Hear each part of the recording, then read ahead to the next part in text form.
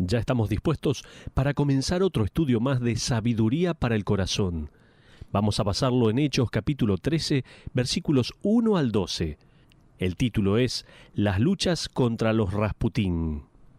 Pero no solamente aquí vamos a ver cómo esta iglesia estaba ministrando, cómo hay una respuesta increíble de ellos al ministerio del Espíritu Santo, sino también está el ministerio de Satanás.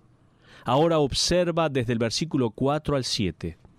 Dice la Biblia: ellos entonces, enviados por el Espíritu Santo, descendieron a Seleucia y de allí navegaron a Chipre, y llegados a Salamina, anunciaron la palabra de Dios en las sinagogas de los judíos.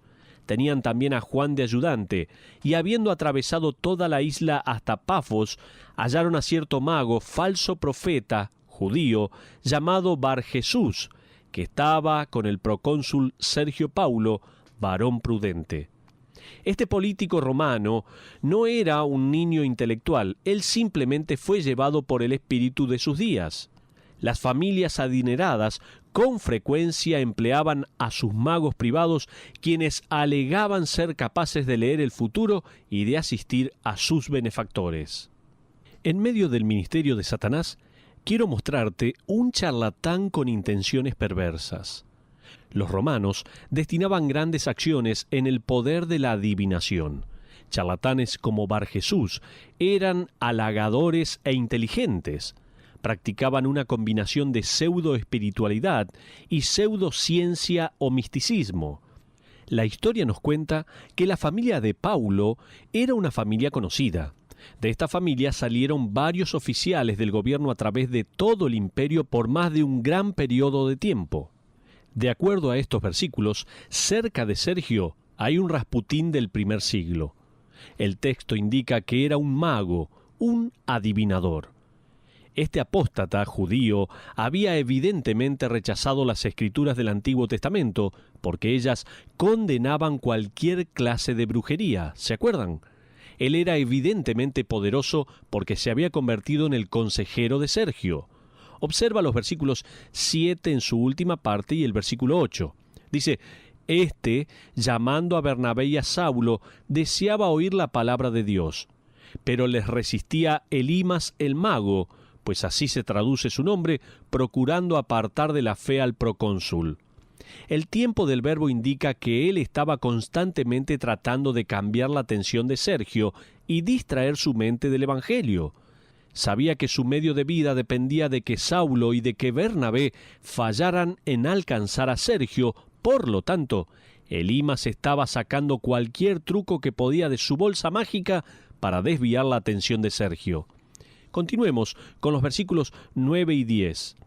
Dice la Biblia: entonces Saulo, que también es Pablo, lleno del Espíritu Santo, fijando en él los ojos, dijo: «Oh, lleno de todo engaño y de toda maldad, hijo del diablo, enemigo de toda justicia, ¿no cesarás de trastornar los caminos rectos del Señor?» ¿Dónde está ahí el tacto y la tolerancia? Es evocativo a cuando el Señor desnudó a los santos hombres de sus días, a los fariseos. Él les dijo, como se registra en Mateo capítulo 23, que eran víboras y sepulcros blanqueados, es decir, ellos se veían limpios y buenos, pero en realidad estaban llenos de huesos de hombres muertos. Hoy, la Iglesia necesita un estímulo para la valentía doctrinal. Pablo no dialogó con Elimas, le dijo que era un fraude. No intentó buscar algún compromiso en común de manera que pudiesen trabajar juntos para poder limpiar la inmoralidad de Pafos. Lo llamó directamente hijo del diablo. Estamos viviendo en una era de la Iglesia, no estoy hablando sobre el mundo, estoy hablando evangelísticamente, en donde el compromiso doctrinal se ha convertido en una virtud y verdad que se ha tornado ofensiva. En nuestra propia comunidad evangélica, el diálogo y la pseudo-hermandad con los falsos sistemas de doctrinas que han reemplazado la clara exposición del error doctrinal y del engaño religioso. El pensamiento es: no hables sobre temas que dividan, no traigas temas controversiales, no ofendas a ninguno. Esto es lo que hoy en día se escucha. Me guardaré un poco de este tema para cuando veamos el capítulo 16 del libro de los Hechos, y ahí Planeo ofender a cuantas personas sean posibles con la verdad. Pablo, con esta declaración en el versículo 10, revela 3 cosas sobre Elimas: el motivo, el hombre y el ministerio. Vamos a ver el motivo revelado. Pablo dice sobre el motivo de Elimas en el versículo 10, fíjate por favor, lleno de todo engaño y de toda maldad. Engaño puede traducirse como carnada. Proviene del contexto de un pescador que pone la carnada en su anzuelo. El pescador está buscando engañar al pez al hacerlo pensar que la cena está lista, pero en cambio, el pez morderá el anzuelo. Elimas estaba poniéndole un cebo a Sergio con cosas buenas, pero finalmente lo estaba guiando a una ruina espiritual. Fraude, la palabra fraude puede ser traducida como pretensiones falsas. En otras palabras, Elimas tenía una apariencia externa religiosa, pero en realidad éstas tenían ambiciones perversas. Pero también, no solamente aquí, como dijimos anteriormente, Pablo está revelando el motivo, sino también el hombre. Pablo expone al hombre, a Elimas. Él dice en el versículo 10, «Oh, lleno de todo engaño y de toda maldad, hijo del diablo». Probablemente Pablo está diciendo esto mientras se encuentra rodeado de dignatarios y otros hechiceros. Ahora, si regresas al versículo 6, descubres que Pablo en realidad está haciendo un juego de palabras con el nombre de Elimas. Observa que el versículo 6 dice, falso profeta judío llamado Bar Jesús. Bar significa hijo de, y Jesús o Yeshua significa Salvador. En otras palabras, Elimas, tú dices ser el iluminado hijo del Salvador. En realidad, eres el hijo de Satanás. Pablo continúa diciendo de Elimas en el versículo 10, enemigo de toda justicia. En otras palabras, Pablo está diciendo que Elimas era en realidad enemigo de Dios. Me imagino que toda la audiencia se quedó sin aliento por el dictamen de Pablo. Puedo ver los ojos de Elimas entrecerrándose por el odio que tenía en ese momento. Pero él no solo va a estar revelando el motivo, no solo al hombre, sino también el ministerio. Y este ministerio es descubierto. Pablo no había terminado todavía. También expuso el verdadero ministerio de Elimas en el versículo 10. Dice, ¿no cesarás de trastornar los caminos rectos del Señor? Esto es tomar la verdad y retorcerla, tomar la clara escritura y enrollarla, manipularla para hacerla decir algo que en realidad no dice. Pero continuemos con el versículo 11. Ahora, pues, he aquí la mano del Señor está contra ti, y serás ciego y no verás el sol por algún tiempo. E inmediatamente cayeron sobre él oscuridad y tinieblas, y andando alrededor buscaba quién le condujese de la mano. La insinuación es que ninguno lo guiaría de la mano, por lo tanto, se tambaleaba tratando de encontrar a alguien quien lo ayudara. Ninguno quería hacerlo. Él había sido expuesto como un hombre perverso y ambicioso que había engañado a toda la casa de Sergio. Nunca volvimos a leer otra vez acerca de Elimas. Ahora, continuando con nuestro estudio, estábamos viendo el ministerio del Espíritu Santo, el ministerio de Satanás, y ahora vamos a ver el ministerio de la palabra de Dios. Una conversación con insinuaciones reales vamos a observar. Mira el versículo 12. Entonces el procónsul, viendo lo que había sucedido, creyó maravillado de la doctrina del Señor. Sergio Paulo estaba impresionado por el milagro y estaba maravillado por la enseñanza. No te pierdas esto. Sergio estaba impresionado por el milagro, pero fue maravillado por la enseñanza. Sergio Paulo creyó, tuvo fe. Dice que él creyó. La palabra significa tener fe, ser persuadido, depender de, confiar. El conjuro de Rasputín fue quebrantado esta vez. Como resultado, una familia completa de reputación real se convirtió en seguidores de Jesucristo. Pero ahora vayamos a una aplicación. Podemos pensar qué se necesita para luchar contra los Rasputín. ¿Qué es lo que se necesita para luchar contra estos Rasputín? ¿Nos atreveremos a ser como la iglesia de Antioquía? ¿Sabe qué? Necesitamos 3 cosas. Necesitamos ojos abiertos que estén mirando hacia los campos de cosecha en el mundo. Primero, escuche bien, tome nota, necesitamos ojos abiertos que estén mirando hacia los campos de cosecha en el mundo. Pronto, si es la voluntad de Dios, estaré viajando a la India para predicar en la masiva ciudad de Delhi. ¿Por qué viajaría allí? Porque necesito tener los ojos abiertos para poder ver cómo Dios está obrando en todo el mundo. Necesito esa llamada global, avisándome en mi propio corazón. Eso contagia mi predicación y enseñanza. Tú y yo necesitamos un recordatorio de que nuestro Dios fue la primera agencia en enviar misioneros. El Padre envió a su propio Hijo a nuestro mundo para buscar y salvar a aquellos que estaban perdidos. Necesitamos tener ojos para el mundo. Antioquía envió a los primeros misioneros. Nos convertimos como ellos cuando enviamos a los nuestros. Pero también necesitamos manos fuertes que estén haciendo firmemente las verdades bíblicas. En segundo lugar, necesitamos manos fuertes que estén tomando firmemente las verdades bíblicas. Toma nota de esto. Necesitamos conocer la palabra de Dios. Permíteme leerte este incidente bastante gracioso.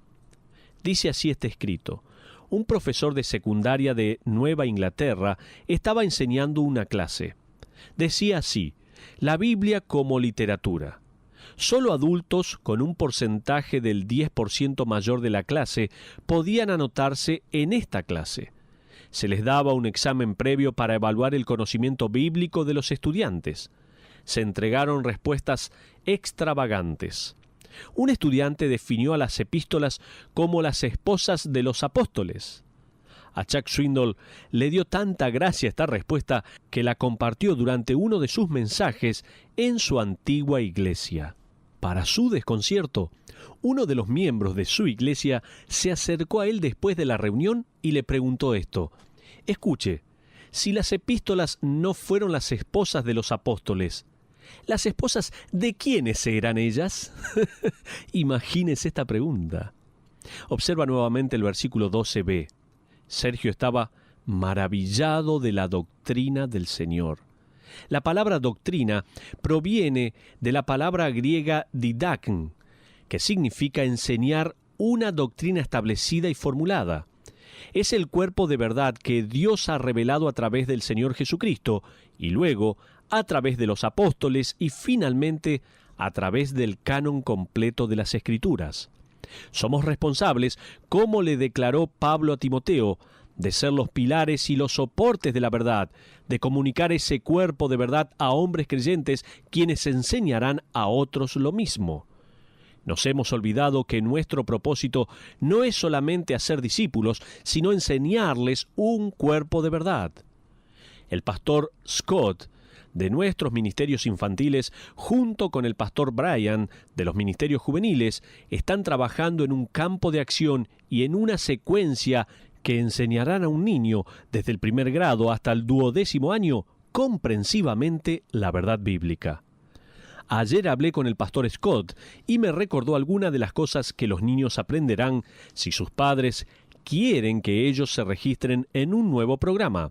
Ellos incluyen: primer grado, memorizar y recitar los 10 mandamientos, los libros de la Biblia y los frutos del Espíritu Santo. Segundo grado, memorizar y recitar el Salmo 23 y aprender a utilizar un diccionario bíblico. En tercer grado, van a memorizar y recitar la oración del Señor y aprender a usar la concordancia. En cuarto grado, trazar una línea de los eventos proféticos y memorizar y recitar la primera oración de cada sección principal de nuestra declaración doctrinal.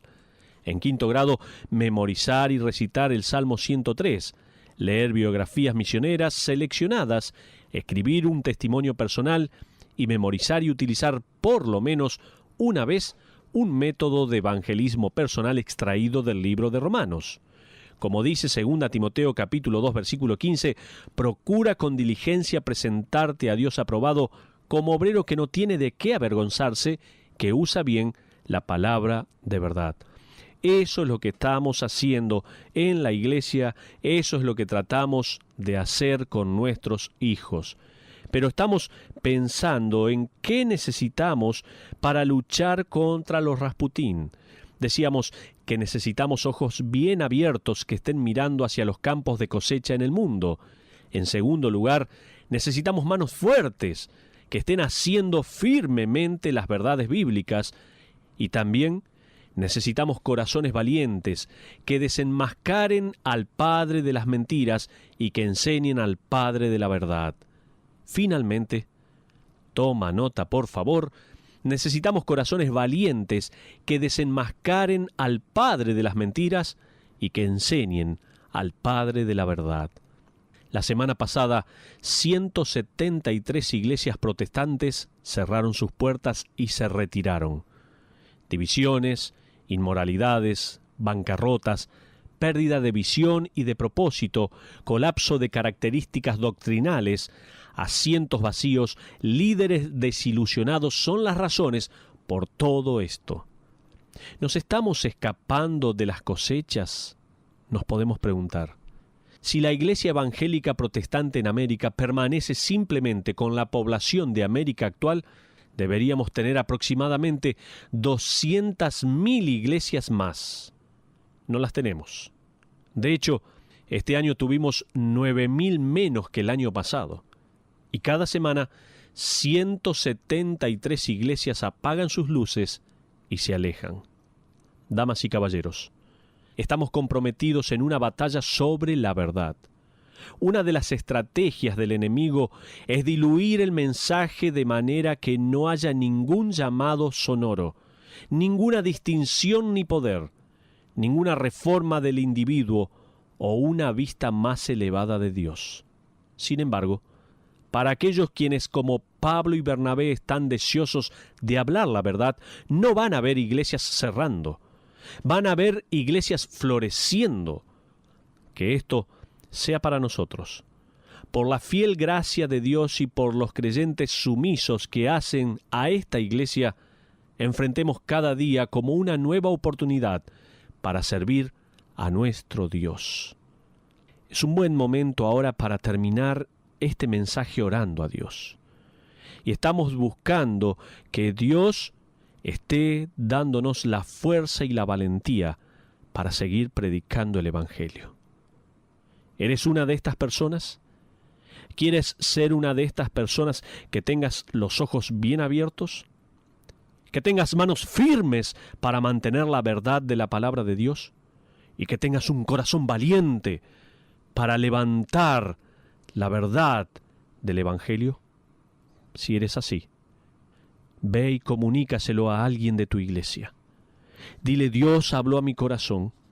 Quiero ser una persona que lleve el ministerio, que lleve la palabra a otros lugares. Vamos a orar. Gracias, Dios, por estos ejemplos. Te pido que tú puedas seguir obrando en nuestro corazón, seguir motivándonos para mirar más allá, para mantener firme tu palabra y para tener corazones valientes que vayan y prediquen el Evangelio, el santo Evangelio.